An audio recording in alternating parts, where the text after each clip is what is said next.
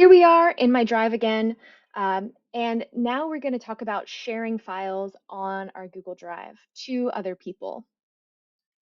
First thing I want to draw our attention to is up in the right-hand corner, where we can toggle different views of our Google Drive. Right now, we're looking at a grid view where all of our files, photos, and documents come up as squares. But if we toggle to the list view, we are still given the suggested most recently used files, but also then a clean and clear list of files. Now, on this clean and clear list, we can see and organize by the name. We can also organize and see when the last these files were modified. And that's really handy to know, maybe the difference between a old resume and something you worked on more recently. In our list view, I'm going to select to share our cover letter deli clerk file. Now, we worked on this earlier, and I'd love for someone to review this for me. So I'm going to come in here to my cover letter folder, double click to open, and then click once to select this file. Uh, in the upper right-hand corner, when I've selected this, and you can tell I've selected it from the blue color that it is now, in the upper right-hand file, I have a few more options. I have get a link for this file where I can send it directly to someone using this link here that you can copy. I can also set up some preferences if I choose to share this link with someone. I can restrict it to just people with the link or anyone with the link, okay? And anyone with the link can be viewer, commenter, or editor. Now that sets up different permissions for what they can do to that document.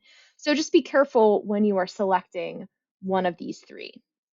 Similarly, I can choose to share this cover letter by selecting the little person plus, and that will give you the option of emailing it directly to someone. So let's go ahead and email it to someone I'd like to review this document. And I'm going to allow them only to comment on this document. If I select editor, they have full permissions to change my words, any of the formatting on this document, and I don't want that. I would just like them to comment and give me suggestions. Viewer is the third option here, and that allows someone to just view the document, not have any permissions to edit or comment. We're also going to write a message to this person. So when they are notified via email about me sending this deli clerk cover letter to them for review, they know exactly what I want from them. Here's my message to that person, just giving them a clear direction on what I'd like for them to do and thanking them. And I can go ahead and send that.